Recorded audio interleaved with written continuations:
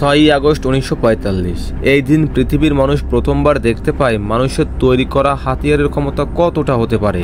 এই দিন প্রথম মানুষের তৈরি সবথেকে শক্তিশালী হাতিয়ারকে অর্থাৎ নিউক্লিয়ার বোমকে যুদ্ধেতে ব্যবহার করা হয়। জাপানের হিরোশিমাতে বিস্ফোরণ হওয়া এই বোমটা 1 মাইলের রেডিয়াসে সবকিছু মাটিতে মিশিয়ে দেয় এবং এর থেকে বেরোনো যে শক ওয়েভটা ছিল সেটা আশেপাশে অনেক দূর এলাকা পর্যন্ত ছড়িয়ে যায়। এই নিউক্লিয়ার বোম থেকে বেরোনো এনার্জি এবং রেডিয়েশনের ফলে প্রায় 1,40,000 মানুষ মারা যায়। আর এই দিনই মানুষ বুঝতে পারে যে আমাদের পৃথিবীর জন্য সব থেকে ডেঞ্জার হলো আমাদের নিজেদের তৈরি করা হাতিয়ার। তবে সেই ঘটনার পর থেকে অনেক সময় কেটে গেছে। বর্তমানে আমাদের টেকনোলজি আরো অনেক বেশি ডেভেলপ করেছে। সারা পৃথিবী জুড়ে এই নতুন টেকনোলজিকে ব্যবহার করে নতুন নতুন হাতিয়ার তৈরি করা হচ্ছে। হিরোশিমা এবং নাগাসাকির বিধ্বংসীকর ঘটনার পরেও আমরা এমন টেকনোলজি ডেভেলপ করে ফেলেছি যেটা হিরোশিমার বোমের থেকে কয়েকশো গুণ বেশি শক্তিশালী, যেটাকে হাইড্রোজেন বোম বা থার্মাল নিউক্লিয়ার বোম বলা হয়ে থাকে।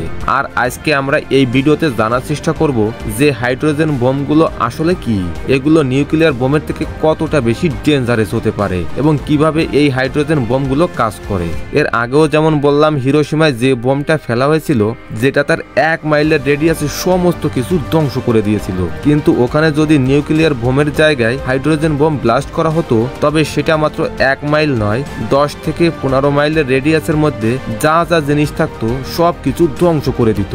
তার থেকে বড় ব্যাপার হলো এর থেকে বেরোনো যে রেডিয়েশন হতো সেটা আরো অনেক বেশি ডেঞ্জারাস হতো, যার ফলে 1,40,000 থেকে অনেক গুণ বেশি লোক মারা যেত। বর্তমানে পৃথিবীতে নানা দেশের কাছে যত ধরনের হাইড্রোজেন বোম আছে তার টোটাল সংখ্যা প্রায় 10,000-এর কাছাকাছি, যেগুলো পুরো পৃথিবীকে ধ্বংস করার জন্য এনাফ না হলেও মানব জাতিকে এই পৃথিবী থেকে একেবারে মুছে দেওয়ার জন্য যথেষ্ট। এই বোমগুলো এত বেশি ডেঞ্জারাস হয় কি করে এবং এদের থেকে এত বেশি এনার্জি কিভাবে রিলিজ হয়? হিরোশিমাতে যে বোমটা ব্লাস্ট হয়েছিল তার এনার্জি প্রায় 15,000 টন টিএনটির সমান, কিন্তু প্রথমে যে হাইড্রোজেন বোমটা ব্লাস্ট হয়েছিল তার এনার্জি প্রায় 1 কোটি টন টিএনটির সমতুল্য ছিল। হিরোশিমাতে যে বোমটা ব্লাস্ট হয়েছিল অর্থাৎ পারমাণবিক বোমেতে নিউক্লিয়ার ফিউশন পদ্ধতি ব্যবহার করা হয়, যেখানে একটা ভারী অ্যাটম ডিভাইডেড হয়ে এনার্জি প্রডিউস করে, কিন্তু হাইড্রোজেন বোমেতে ইউজ হয় নিউক্লিয়ার ফিউশন, মানে যে প্রক্রিয়ার সাহায্যে সূর্য নিজের এনার্জি প্রডিউস করে।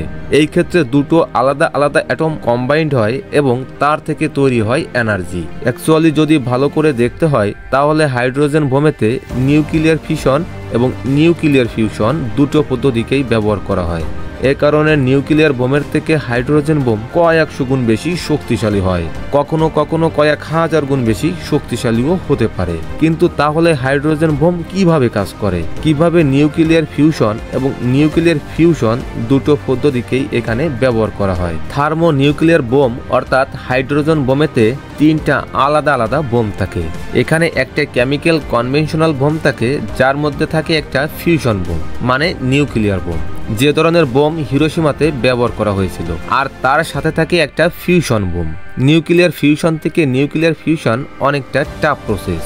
এই প্রসেসটাকে খুব সহজে অ্যাচিভ করা সম্ভব হয় না, কারণ হাইড্রোজেনের দুটো অণুকে ফিউজ করার জন্য অনেক বেশি টেম্পারেচারের দরকার হয়, প্রায় 100 কোটি ডিগ্রি সেলসিয়াসের কাছাকাছি। আর এই টেম্পারেচারকে অ্যাচিভ করার জন্য একটা ফিউশন বোমের মধ্যে থাকে। হাইড্রোজেন বোম সবার প্রথমে কেমিক্যাল বোমটাকে ব্লাস্ট করে, যার ফলে কেমিক্যাল বোমের মধ্যে থাকা নিউক্লিয়ার বোমটা ব্লাস্ট করে। এবার ওই ফিউশন বোমটা ব্লাস্ট হবার পর যে হিট এবং এনার্জি তৈরি হয় সেটাকে ব্যবহার করে ফিউশন বোমটা হাইড্রোজেন অণুগুলোকে ফিউজ করতে শুরু করে, যার ফলে ফিউশন বোমটাও ব্লাস্ট করে যায়। আর এই ফিউশন বোমটা ব্লাস্ট হবার পর যে হিট এবং এনার্জি এবং রেডিয়েশন তৈরি হয় সেটা আশেপাশের সমস্ত কিছুকে একেবারে ধ্বংস করে দেয়।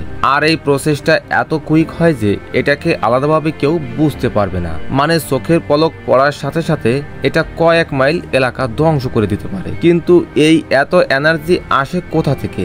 এই বোমেতে যত অ্যাটম ইউজ করা হয় সেই সংখ্যা বিস্ফোরণের পরে যত অ্যাটম রিলিজ হয় তার থেকে অনেক বেশি, মানে ফিউশন রিঅ্যাকশন হবার পর অ্যাটমের সংখ্যা কমে যায়। আর এখানে কাজে আসে আইনস্টাইনের ফেমাস ইকুয়েশন E=mc², অর্থাৎ বিস্ফোরণের পরে যত অ্যাটম কম হয় তাদের মাস এনার্জিতে কনভার্ট হয়ে যায়। কিন্তু কতটা মাস এনার্জিতে কনভার্ট হয়, হিরোশিমাতে যে বোমটা ইউজ হয়েছিল সেখানে মাত্র 700 মিলিগ্রাম মাস এনার্জিতে কনভার্ট হয়েছিল, যেটা একটা কয়েনের 3 ভাগের 1 ভাগ। তবে এখানে ব্যবহার করা হয়েছিল 55 পাউন্ড ইউরেনিয়াম। কিন্তু হাইড্রোজেন বোমের থেকে অনেক বেশি এফিশিয়েন্ট। এখানে প্রায় 1 কেজি মাস এনার্জিতে কনভার্ট করা সম্ভব, কিন্তু তার জন্য বোমেতে প্রায় 140 কেজির মতো হাইড্রোজেন ব্যবহার করতে হবে। আর পৃথিবীতে এরকম মাত্র 6টি দেশ আছে যাদের কাছে এত বড় বড় হাইড্রোজেন বোম আছে। এই দেশগুলো হলো America, UK, France, Russia, China এবং ভারত। আপনি মোটামুটি ধরে রাখতে পারেন বর্তমানে যত নিউক্লিয়ার ওয়েপন তৈরি করা হয় তাদের মধ্যে বেশিরভাগটাই থার্মো নিউক্লিয়ার ওয়েপন, কারণ এগুলো অনেক ছোট এবং হালকা, কিন্তু বিস্ফোরণের শক্তি অনেক বেশি। তো আপনাদের কি মনে হয়, পৃথিবীতে শান্তি স্থাপন করার জন্য এই বিধ্বংসীকর হাতিয়ার খুবই দরকার, নাকি সমস্ত দেশগুলোকে নিজেদের নিউক্লিয়ার ওয়েপনগুলোকে ধ্বংস করে দেওয়া উচিত বা নষ্ট করে দেওয়া উচিত? কমেন্টে অবশ্যই জানাবেন। ভিডিওটা যদি ভালো লাগে তাহলে বন্ধুদের সঙ্গে শেয়ার করতে একদম ভুলবেন না। আপনি যদি চ্যানেলে নতুন এসে থাকেন তাহলে অবশ্যই সাবস্ক্রাইব করে বেল নোটিফিকেশনটি অন করে দিন। আর আপনি যদি সাবস্ক্রাইব করে থাকেন তাহলে আপনাকে অসংখ্য ধন্যবাদ।